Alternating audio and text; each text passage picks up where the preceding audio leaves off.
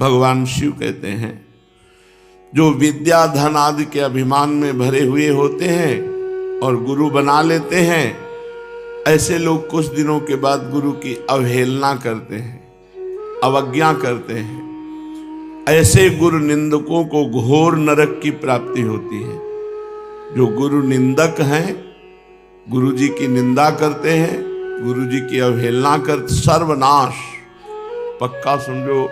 इससे ऐसे डरना चाहिए कि और हमें कहीं डर ही नहीं है, एकमात्र वैष्णव और गुरुदेव के चरणों का अपराध न बने, बस यही जीवन में कसौटी कस लो और जो गलती बनेगी सब क्षमा हो जाएगी।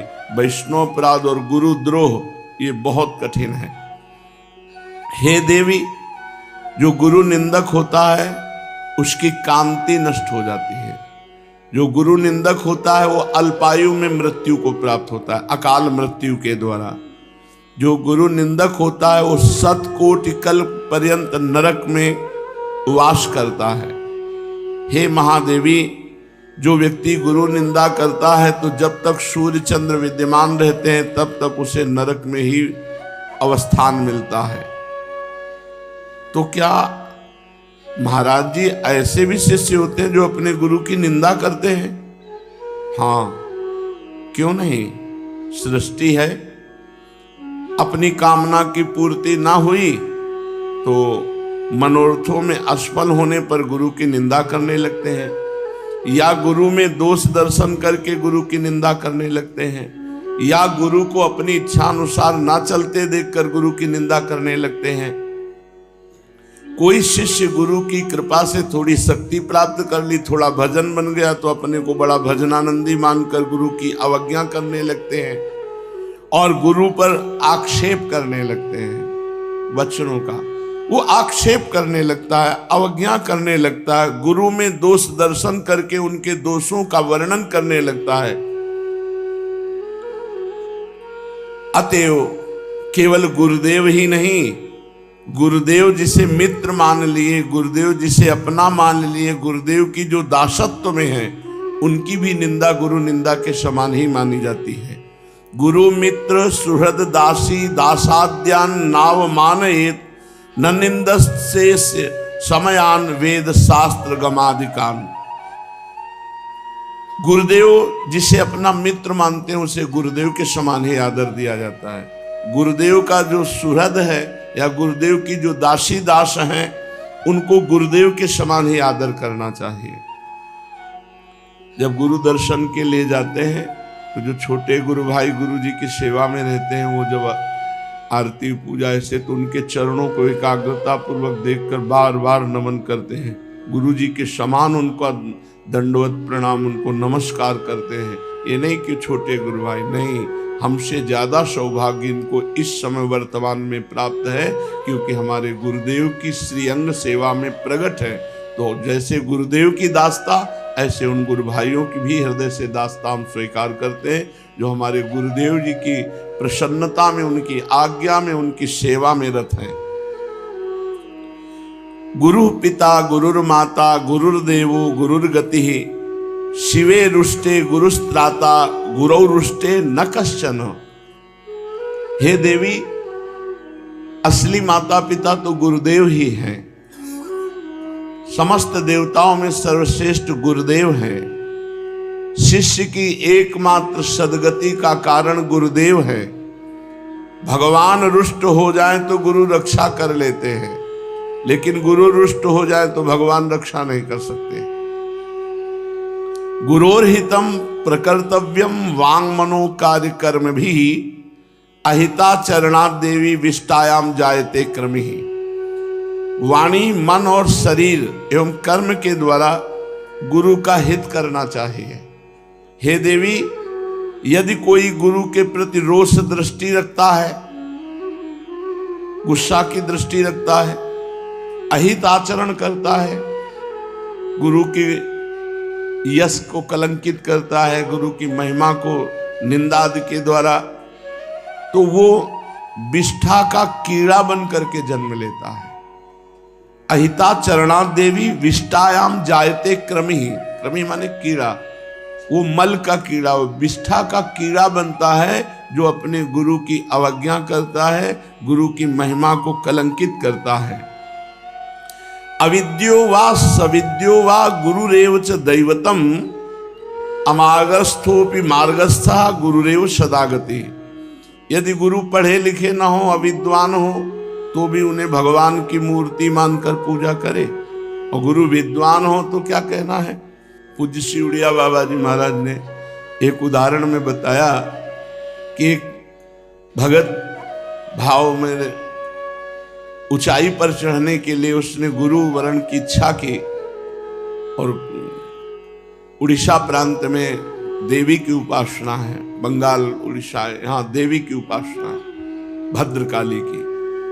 तो उन्होंने वरण किया एक गुरुदेव को, तो शराब के नशे में अशुद्ध मंत्र उच्चारण करके दे दिया। वो अशुद्ध मंत्र 1 वर्ष बड़ी नियमावली से गुरु चरण पूजा करके करता रहा। देवी जी प्रकट हुई भद्रकाली जी और कहा तुम्हारा गुरु पाखंडी है, वो मदिरा पीता है, ऐसा ऐसा कर।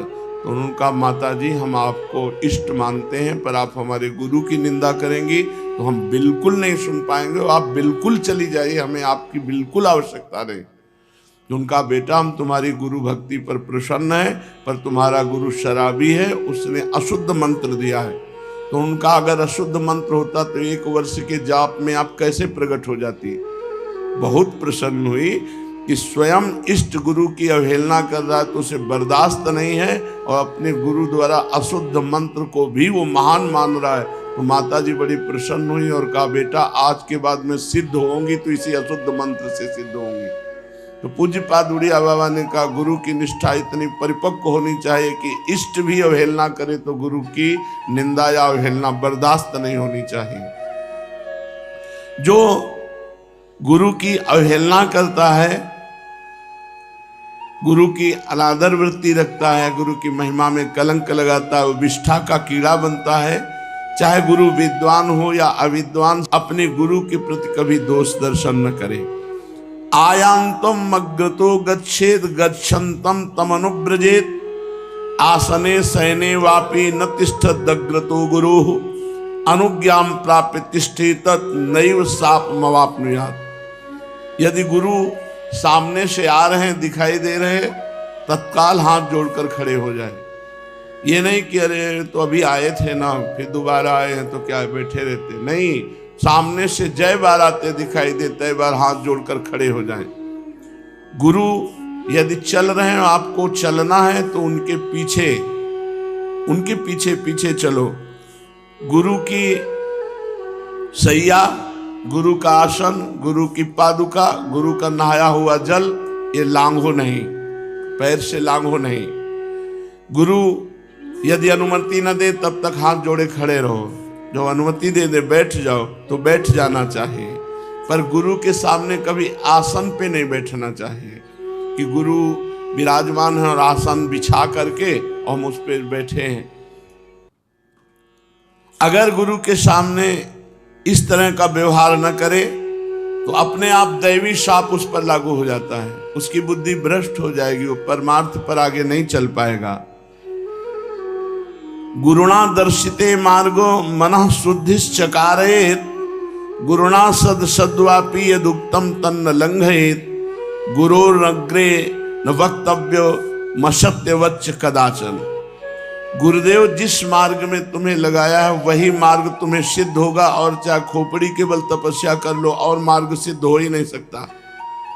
यदि गुरु मार्ग की अवहेलना करके और मार्ग का अनुसरण करे तो कभी कुछ हाथ नहीं लगेगा। भले सत हो या असत हो, जो गुरुदेव भगवान ने कह दिया हमारे लिए ब्रह्म वाक्य है। गुरु के सन्मुख कभी भी असत्य भाषण न करे, किसी दंड आदि के भय से भी। अपराध बन गया, झूठी हम बातें गढ़ के अपने को सत्य साबित कर लें, ऐसा नहीं। गुरुदेव पूछ रहे आपने ऐसा किया जी, अपराध बना जी, अब दंड दो, चाहे आप क्षमा कर दो, आपकी बात है, लेकिन हमने जो गलती की वो की। एक जगह विश्व में है जहां सत्य भाषण बिल्कुल नहीं करना चाहिए, वो गुरुदेव। गुरुदेव पूछे जैसी घटना, जैसी हृदय की स्थिति, जैसी जो बात हुई वैसी बता देनी चाहिए। गुरोरग्रे न वक्तव्यो असत्यंच कदाचन, कभी भी किसी भी प्रकार से गुरु के सामने असत्य भाषण नहीं करना चाहिए। श्री सद्गुरुदेव भगवान समस्त शास्त्रों के समूह के साक्षात वांग्मय स्वरूप है। जितने शास्त्र हैं सब अक्षर शब्द स्वरूप ब्रह्म स्वरूप हैं, पर गुरुदेव के वचन सब शास्त्रों के शास्त्र हैं। गुरुदेव जो सीधी सादी भाषा में भी बोल दे वो हमारे लिए ब्रह्म सूत्र है, उसे तत्काल स्वीकार करना चाहिए। जब काल के समय गुरुदेव का ध्यान और गुरुदेव का नाम, इसके अलावा कभी भी बातचीत में या संबोधन में गुरुदेव का नाम नहीं लेना चाहिए। गुरुम नामनान भाषेत जब कालाद्रते प्रिय श्रीनाथ देव स्वामीति विवादे साधने वदे।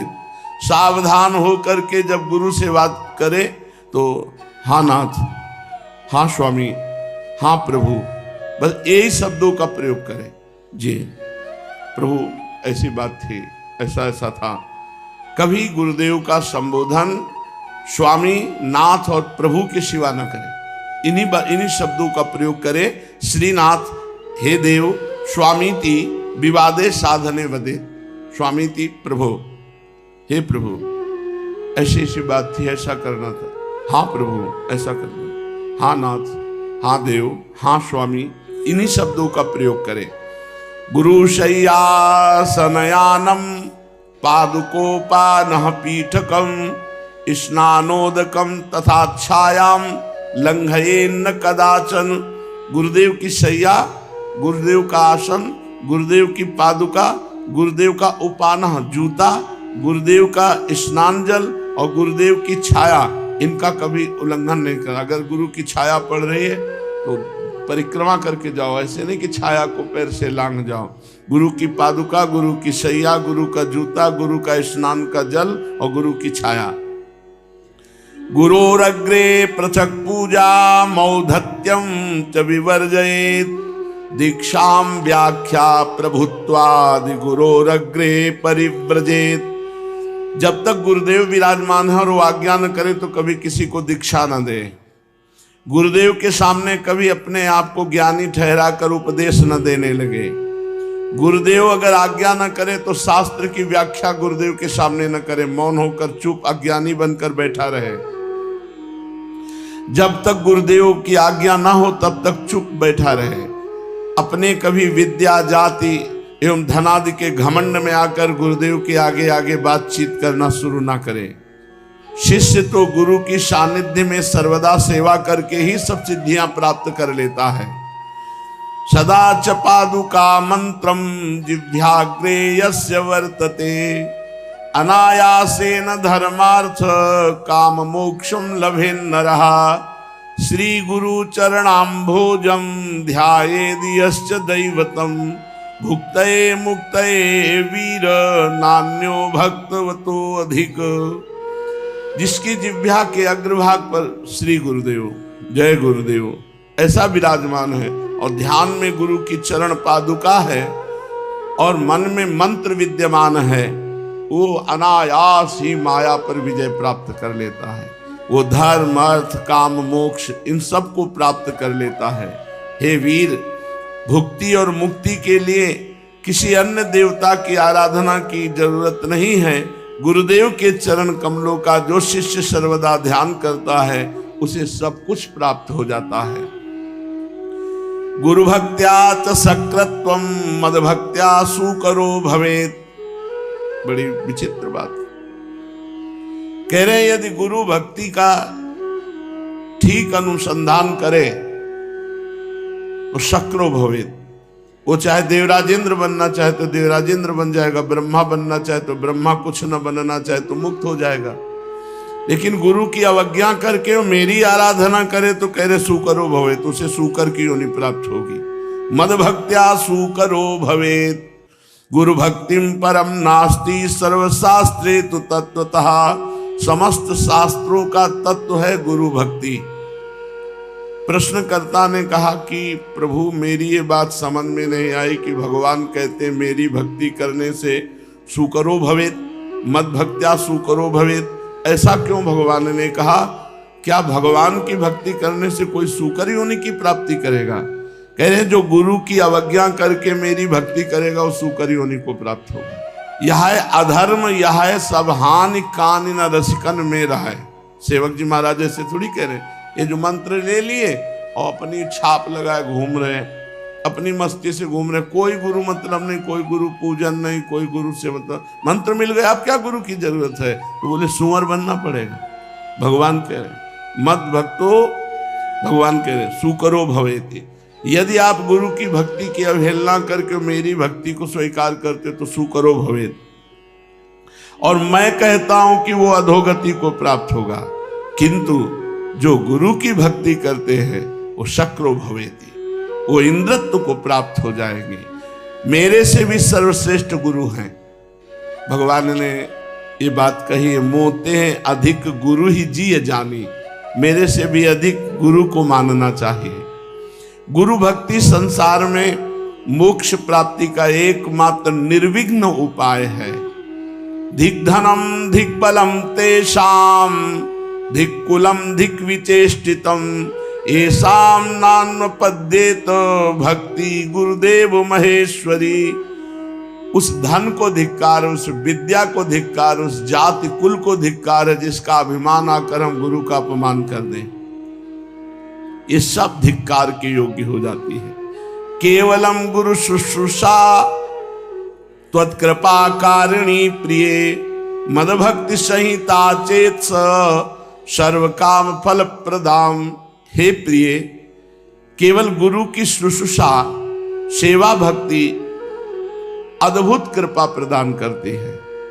यदि मेरी भक्ति सहित गुरु की सेवा हो तो सर्व दशाएं आ जाएंगी, चाहे प्रेम की चाहे ज्ञान की।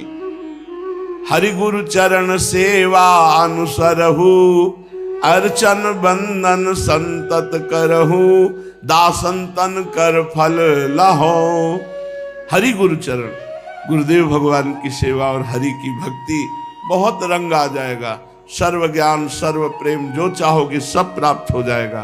क्षीयन्ते सर्व पापानि वर्धन्ते पुण्यराशयः सिद्ध्यन्ति सर्व कार्याणि गुरु शुश्रूषया प्रिय।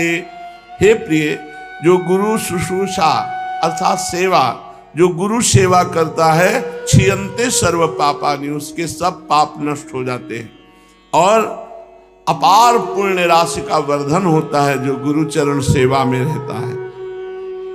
आज्ञा भंगोर्थ हरणम गुरोरधि वर्णनम गुरोद्रोह मिदम प्राहुर या कुर्यात सपात की। वो पापी है जो अपने गुरुदेव की आज्ञा भंग करता है, जो अपने गुरुदेव का द्रव्य अपहरण कर लेता है, जो अपने गुरुदेव के सामने अप्रिय भाषण बोलता है, उसी को गुरुद्रोह कहते हैं। गुरुद्रोह मिदम प्राहुर, यही गुरुद्रोह है। गुरु की आज्ञा का उल्लंघन करना, गुरु के द्रव्य का अपहरण कर लेना, गुरु के सामने अप्रिय वचन बोलना, इसी का नाम गुरुद्रोह है। और ये गुरुद्रोह करने वाला महापातकी होता है। गुरु तो कोप नहीं करेंगे, लेकिन दैवी शक्तियां उसका गुरुद्रोह के कारण नाश कर देंगी। अल्प मृत्यु को प्राप्त होगा, उसका अनिष्ट हो जाएगा, वो महान विपत्ति का उसे सामना करना पड़ेगा। जो गुरुद्रोही है वो कदापि नहीं बच सकता। अग्नि की ज्वाला से बचा जा सकता है, विष के पान से बचा जा सकता है, मृत्यु के प्रहार से बचा जा सकता है, लेकिन गुरुद्रोह से नहीं बचा जा सकता। जो गुरुद्रोह कर दिया उसका निश्चित नाश हो जाएगा। तेन बचन मानत गुरुद्रोही निष्दिन करत आपनो भायो, तो इत व्यवहार न उत परमारथ बीच ही बीच जो जन्म गवायो। इसलिए गुरु की आज्ञा में रहे, कभी गुरु की निंदा ना करे। गुरु की सेवा परिचर्या से ही प्रियालाल प्रसन्न हो जाते हैं। श्याम श्यामा पद कमल संग शिरनायो। चलते हैं श्रीमद् भागवत महापुराण। भगवान श्री कृष्णचंद्र जी महाराज उद्धव जी को अंतिम उपदेश कर रहे हैं, क्योंकि भगवान इसी के बाद परम धाम अंतर्ध्यान हो जाते, परम धाम में भगवान प्रतिष्ठित हो जाते हैं। सोहम ममाहमिति मूढ़मतिर्विघाड त्वन्मायया विरचितात्मनिशानुबन्धे तत्त्वञ्जसा निगदितं भवता यथाहं संसाधयामि भगवन् अनुसाधिवृत्यम। प्रभु उद्धव जी कहते हैं, मैं भी ऐसा मूढ़मती हो गया हूं कि ये शरीर मैं हूं और ये सारी भोग सामग्री घर परिवार मेरा है। इस भाव से मैं आपकी माया के खेल में फंस गया हूं। देह और देह के संबंधी स्त्री पुत्र धन आदि में डूब रहा हूं। अतः हे भगवान, आपने अभी जो संन्यास धर्म का उपदेश किया, सर्व त्याग का, उसका तत्व मुझ सेवक को इस प्रकार समझाइए कि मैं सुगमता पूर्वक उसका साधन कर सकूं। मेरे प्रभु, आप भूत भविष्य वर्तमान इन तीनों कालों से अबाधित एक रस सत्य हैं। आप दूसरे के द्वारा प्रकाशित नहीं, स्वयं प्रकाश आत्म स्वरूप हैं। प्रभु, मैं समझता हूं कि मुझ दास के लिए आत्म तत्व का उपदेश करने वाला इस त्रिभुवन में आपके अतिरिक्त दूसरा कोई नहीं है, क्योंकि स्वयं बृहस्पति जी के शिष्य हैं उद्धव जी परम ज्ञानी। ब्रह्मादि जितने बड़े बड़े देवता हैं, वे सब शरीराभिमानी होने के कारण आपकी माया से मोहित हो रहे हैं। उनकी बुद्धि माया के वश में हो गई है। यही कारण है कि वे इंद्रियों से अनुभव किए जाने वाले बाह्य विषयों को सत्य मानते हैं। इसलिए प्रभु, मुझे तो सिर्फ आप ही उपदेश कीजिए। हे भगवान, चारों ओर से दुखों की दावाग्नि जल करके मैंने देख लिया, इस संसार में केवल क्लेश ही क्लेश है। अब मैं इस संसार से विरक्त होकर आपकी शरण में आया हूं, इसलिए आप ही कृपा करके मुझे उपदेश दीजिए। भगवान श्री कृष्ण ने कहा, उद्धव, संसार में जो मनुष्य यह जगत क्या है, इस जगत में क्या हो रहा है, इत्यादि बातों का विचार करने में निपुण है, वे चित्त में भरी हुई अशुभ वासनाओं से अपने आप को स्वयं विवेक शक्ति से बचा लिया करते हैं। हे उद्धव, समस्त प्राणियों का विशेष करके मनुष्य का आत्मा अपने हित और अहित का उपदेशक गुरु है, क्योंकि मनुष्य अपने प्रत्यक्ष अनुभव और अनुमान के द्वारा अपने हित अहित का निर्णय करने में पूर्णतः समर्थ है। सांख्य योग विशारद धीर पुरुष इस मनुष्य योनि में इंद्रिय शक्ति, मन शक्ति आदि के आश्रयभूत मुझ आत्म तत्व को पूर्णतः प्रकट रूप से साक्षात्कार कर लेते हैं। देखो उद्धव, मैंने एक पैर वाले, दो पैर वाले, तीन पैर वाले, चार पैर वाले, चार से अधिक पैर वाले और बिना पैर वाले बहुत प्रकार के शरीरों का निर्माण किया। इन सब शरीरों में मुझे मनुष्य शरीर बहुत प्रिय है। इस मनुष्य शरीर में यदि एकाग्र चित्त, तीक्ष्ण बुद्धि पुरुष जितने भी अनुमान आदि हैं, खुद भोग भोग के देख रहे, तुम्हारे हाथ में क्या लगा, पूरा जीवन के जीवन नष्ट हो जा रहे हैं, मरने के बाद कुछ हाथ नहीं लगा। ऐसी वो कमाई नहीं की जो मरने के बाद ले जाने पर तुम्हारा मंगल हो। इसलिए बुद्धि को एकाग्र करके तीक्ष्ण बुद्धि के द्वारा भजन करना चाहिए। एक भजन ही सार है। इस विषय में महात्मा लोग एक प्राचीन इतिहास कहा करते हैं। वह इतिहास परम तेजस्वी अवधूत शिरोमणि दत्तात्रेय जी महाराज और राजा यदु के संवाद के रूप में है। एक बार धर्म के मर्मज्ञ राजा यदु ने देखा कि एक त्रिकालदर्शी जवान अवस्था के अवधूत ब्रह्म ऋषि निर्भय विचर रहे हैं। तब उन्होंने दत्तात्रेय जी से प्रश्न किया। राजा यदु ने पूछा, ब्राह्मण, आपका शरीर बहुत हष्ट पुष्ट है, आप कर्म तो करते नहीं, पड़े रहते हैं, फिर आपको अत्यंत निपुण बुद्धि कहां से प्राप्त हुई? संसार का तो सेवन किया नहीं, लेकिन आपको पूरा संसार का ज्ञान है। जब कर्म नहीं किया तो धन नहीं मिला, धन नहीं मिला तो विषय नहीं मिले, विषय नहीं मिले तो शरीर पुष्ट कैसे है आपका? और जब आप संसार में नहीं गए तो आपको संसार का ज्ञान कैसे है? जिसका आश्रय लेकर आप परम विद्वान होने पर भी बालक के समान संसार में विचर रहे हैं, ये बुद्धि कहां से प्राप्त हुई आपको? ऐसा देखा जाता है कि मनुष्य आयु, यश, सौंदर्य, संपत्ति आदि की अभिलाषा लेकर धर्म, अर्थ, काम अथवा तत्व जिज्ञासा में प्रवृत्त होता है। अकारण कहीं किसी की प्रवृत्ति नहीं देखी जाती, पर मैं देख रहा हूं कि आप में कोई प्रवृत्ति ही नहीं है। कर्म करने में समर्थ होकर भी आप कर्म नहीं कर रहे, विद्वान और निपुण होने पर भी आप बालकवत रह रहे हैं। आपका भाग्य और आपकी सुंदरता प्रशंसनीय है, आप बहुत सुंदर हैं और आपका भाग्य भी प्रशंसनीय है। जब आप शब्द बोलते हैं तो ऐसा लगता है अमृत टपक रहा है, फिर भी आप जड़, उन्मत्त और पिशाच के समान रहते हैं, ना कुछ कहते हैं और ना कुछ चाहते हैं। संसार के अधिकांश लोग तो काम और लोभ की अग्नि से जल रहे हैं, परंतु मुझे ऐसा दिखाई दे रहा है कि ये अग्नियां आपको छू नहीं पाई। आप मुक्त पुरुष हैं, आप तक काम क्रोधादि की आंच भी नहीं पहुंच पाई। ठीक वैसे ही जैसे कोई हाथी वन में दावाग्नि लगी हो और वो गंगा जी में खड़ा हो। ब्राह्मण, आप स्त्री, पुत्र, धन आदि की आसक्ति से भी रहित है। आप सर्वदा अकेले रहते हैं, असंग हैं। मैं आपसे पूछना चाहता हूं कि ऐसा अनिर्वचनीय आनंद आपको कहां से प्राप्त हुआ?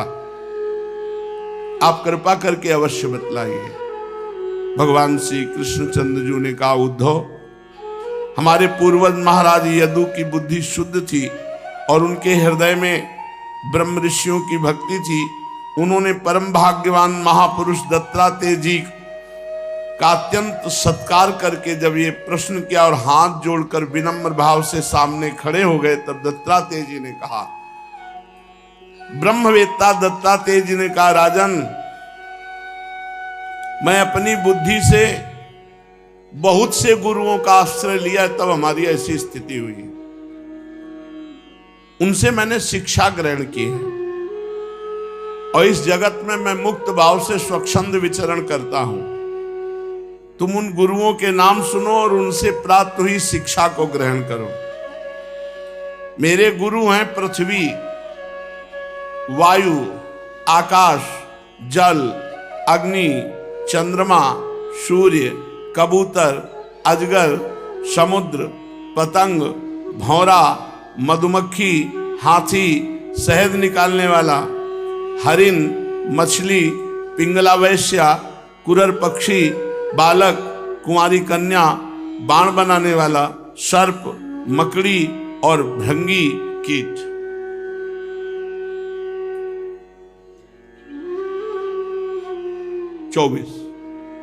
चौबीस गुरु हमने बनाए।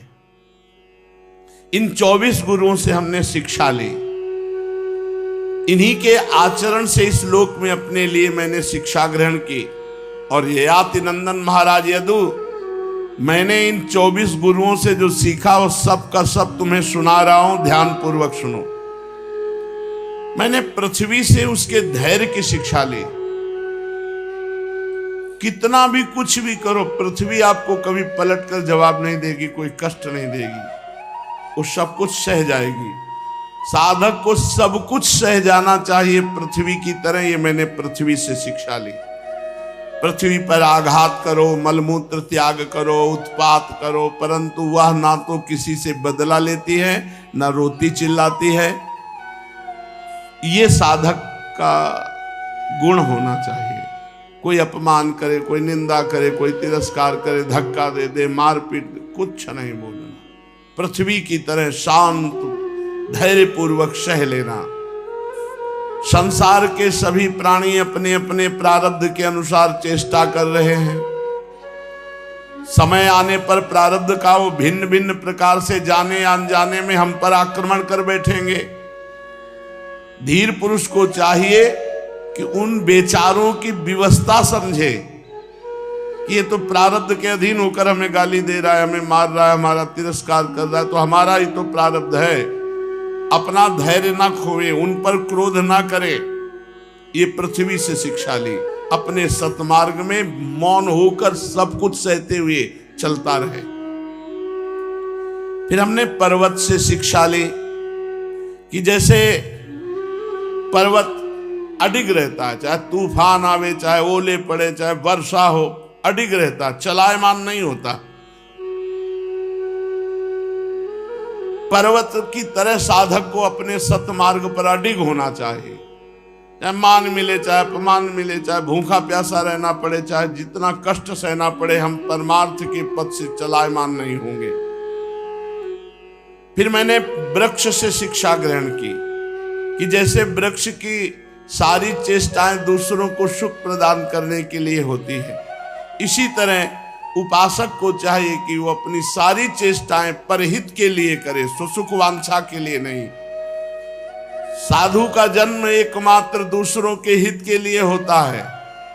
साधु पुरुष को चाहिए कि पृथ्वी की तरह सहनशील, पर्वत की तरह अडिग और वृक्ष की तरह उदार दूसरों का हित करने वाला होना चाहिए। ये हमने परोपकार की शिक्षा ग्रहण की। फिर श्वास, इसको गुरु बनाया। वायु, जो वायु अंदर जाती है और बाहर आती है, इसे प्राण वायु कहते हैं। मैंने शरीर के भीतर रहने वाली प्राण वायु से शिक्षा ग्रहण की कि जैसे वो प्राण जल और भोजन आहार मात्र की इच्छा रखता है और उसे से संतुष्ट हो जाता है, वैसे ही साधक को चाहिए कि जितने से पेट भूख मिट जाए उतना जल और भोजन स्वीकार करे, बस। फिर प्रपंच से निवृत्त हो जाए। जितना जल और भोजन हमें चाहिए उतना स्वीकार करने का, फिर नहीं, फिर प्रलोभन नहीं कि चटनी लगा कर एक समोसा और डाल दें, एक कचौड़ी और पा लें, अरे ठीक है रोज रोज थोड़ी होता है, एक कटोरी और खीर पी ले, नहीं ज्यादा नहीं, बहुत बोझा होता है। प्राणवायु को गुरु बनाने से ये शिक्षा मिली कि जितने आहार से भूख मिट जाए साधक को उतना ही आहार करना चाहिए। इंद्रियों के स्वाद के लिए बहुत से विषय ना चाहे, उतना ही विषय स्वीकार करे जिससे बुद्धि विकृत ना हो, मन चंचल ना हो, वाणी व्यर्थ की बातों में ना लग जाए। ये तो प्राणवायु से शिक्षा ली।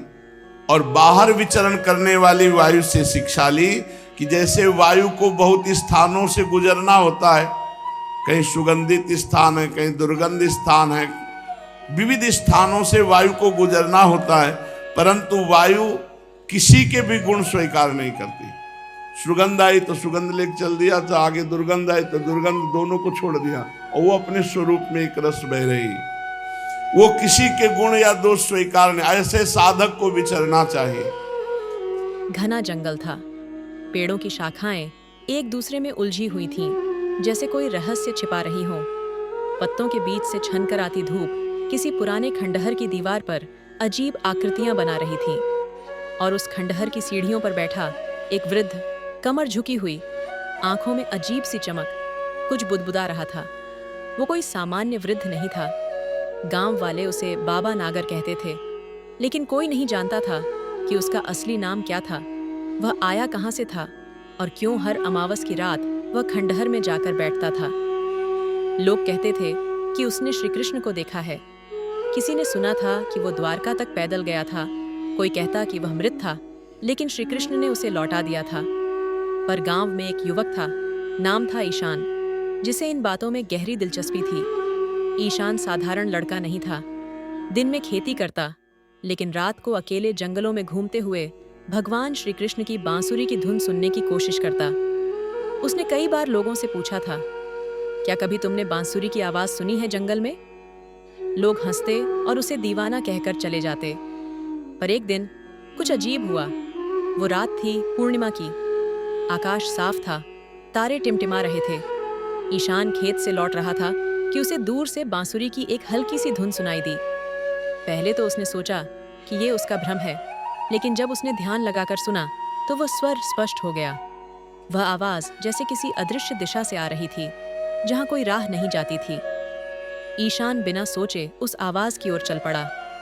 जितना वह आगे बढ़ता, उतना ही जंगल गहरा होता गया। अचानक बांसुरी की धुन बंद हो गई। सब कुछ शांत हो गया, इतने शांत कि वह अपनी सांसों की आवाज भी सुन सकता था। और तभी उसके सामने वह खंडहर प्रकट हुआ। वही जगह जहां बाबा नागर बैठते थे, लेकिन इस बार बाबा वहां नहीं थे। खंडहर की सीढ़ियों पर एक पीली रोशनी फैल रही थी। वह रोशनी एक दीपक से आ रही थी, जिसे कोई जला गया था। पास जाकर ईशान ने देखा कि दीपक के नीचे एक चिट्ठी रखी हुई थी। कांपते हाथों से उसने चिट्ठी उठाई। उसमें लिखा था, यदि तू सच्चा भक्त है तो तुझे वह मिल जाएगा जो इस संसार से परे है। पर याद रख, रास्ता सरल नहीं होगा और जो दिखेगा वही सत्य नहीं होगा। ईशान सिहर गया। कौन था जिसने यह चिट्ठी छोड़ी थी और यह दीपक किसने जलाया? तभी उसे खंडहर की दीवार पर एक आकृति उभरती दिखी, श्री कृष्ण की। नीले रंग की मुरली लिए, आंखें बंद, मुस्कुराते हुए, जैसे वह स्वयं उसकी प्रतीक्षा कर रहे हों। ईशान ने झुककर प्रणाम किया। जब उसने आंखें खोलीं तो आकृति गायब हो चुकी थी। दीपक बुझ चुका था और चारों ओर सन्नाटा। वह वापस गांव लौटा, लेकिन अब वह पहले जैसा नहीं था। कुछ उसके भीतर बदल चुका था। वह अब हर रात वहीं जाता, घंटों तक बैठा रहता, बांसुरी की आवाज सुनने की कोशिश करता। गांव वाले अब उससे डरने लगे थे।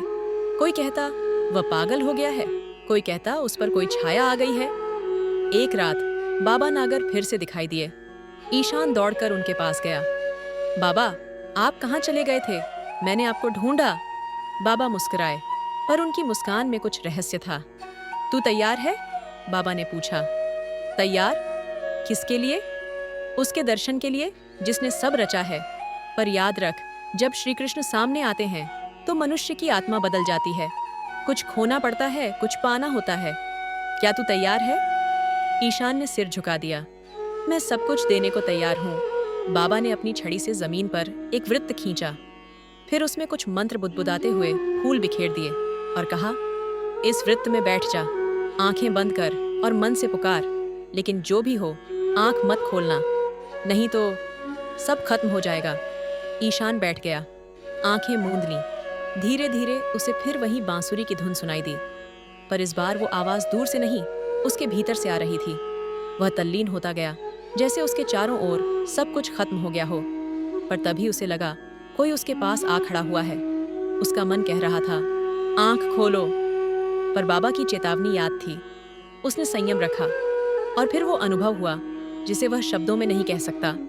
मानो कोई दिव्य स्पर्श उसकी आत्मा को छू गया हो, जैसे उसके सारे पाप धुल गए हों। और फिर उसे एक स्वर सुनाई दिया, इतना मधुर, इतना स्नेह से भरा, ईशान, तू मेरा है, मैं तुझ में हूं, तू मुझ में, अब तू कभी अकेला नहीं रहेगा। ईशान की आंखें खुद ब खुद खुल गईं। उसके सामने कोई नहीं था। बाबा भी गायब थे, सिर्फ फूल बिखरे पड़े थे और दीपक फिर से जल रहा था। उस रात के बाद ईशान बदल गया। उसकी आंखों में एक नई चमक थी। गांव वाले अब उसे सम्मान से देखते थे। कहते, उसके दर्शन मात्र से मन शांत हो जाता है। उसने किसी से कुछ नहीं कहा, बस हर रात खंडहर जाता, बैठता और बांसुरी की धुन सुनता। एक दिन गांव में महामारी फैली, लोग मरने लगे। डर, चिंता और शोक चारों ओर फैल गया। तब ईशान गांव के मंदिर के सामने बैठा और बांसुरी बजाने लगा। किसी ने उसे पहले कभी बांसुरी बजाते नहीं देखा था, पर जो धुन निकली वह स्वर्गिक थी। सुनते ही लोगों के चेहरों पर शांति फैल गई। बीमार बच्चे हंसने लगे, बूढ़े चलने लगे और धीरे धीरे गांव से महामारी गायब हो गई। लोग अब उसे ईशान बाबा कहने लगे। पर किसी को नहीं पता था कि एक रात जब वह खंडहर में बांसुरी बजा रहा था, एक आकृति फिर प्रकट हुई थी। वही नीली छवि, वही मुस्कान, वही मुरली। ईशान, श्री कृष्ण ने कहा था, अब तेरा कार्य पूर्ण हुआ। अब तू मुझे देख सकता है जैसे मैं हूं। और उस रात जो लोग खंडहर के पास से गुजरे, उन्होंने देखा वहां दीपक जल रहा था, बांसुरी बज रही थी और दो छवियां एक साथ बैठी थीं, एक ईशान की और दूसरी स्वयं श्री कृष्ण की। लेकिन सुबह खंडहर खाली था, दीपक बुझ चुका था और बांसुरी चुप हो चुकी थी। ईशान फिर कभी नहीं दिखा। पर गांव में आज भी पूर्णिमा की रातों को जब चंद्रमा खिलता है, जंगलों से एक मधुर बांसुरी की धुन सुनाई देती है। लोग कहते हैं ईशान अब श्री कृष्ण के साथ हैं, और जो भी सच्चे दिल से उस धुन को सुन लेता है, उसका हृदय बदल जाता है।